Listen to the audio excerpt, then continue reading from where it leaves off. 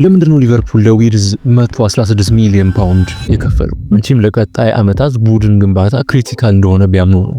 ለምን ግን? ባለፈው ዓመት መሐመድ ሳላህ ሊቨርፑል ካስቆጠራቸው 86 ጎሎች ውስጥ በ47ቱ ላይ ቀጥተኛ ተሳትፎ ነበረው። 29 ጎል፣ 18 አሲስት፣ ከግማሽ በላይ ማለት ነው። ይሄ ከፍተኛ ሪስክ አለው። ሳላህ ጉዳት ወይም አቋም መውረድ ቢያጋጥመው ሊቨርፑል ችግር ውስጥ ሊገባ ነው። ሌላው ላለፉት ዓመታት እንደ ኳርተርባክ በነዛ ሆሊውድ ፓሶቹ የሊቨርፑል ፈጠራ ኃይል የነበረው ትሬንት ከቡድኑ ለቋል። እንደዚህ አይነቶቹ ተጫዋቾች ማች ዊነርስ እንላቸዋለን። ውጤት ተኮር የሆኑ ተጫዋቾች ናቸው። ስሎትም ቢሆን ቡድኑን በራሱ መልክ መገንባት ይፈልጋል። ስለዚህ በእነዚህና ሌሎች ምክንያቶች ስሎት ሌላ ማች ዊነር ያስፈልገዋል። ውጤት ለማግኘት ሁኔታዎችን ተጋጣሚ ላይ ፎርስ የሚያደርግ አውትፑት ሴንተርድ የሆነ ተጫዋች።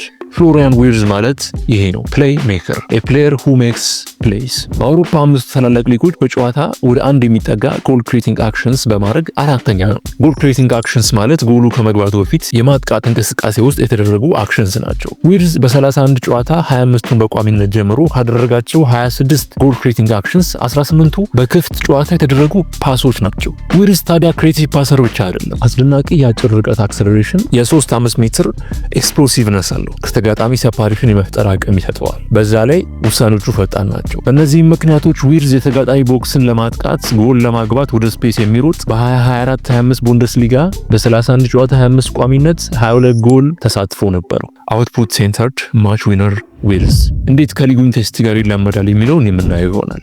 ቀጣይ ማን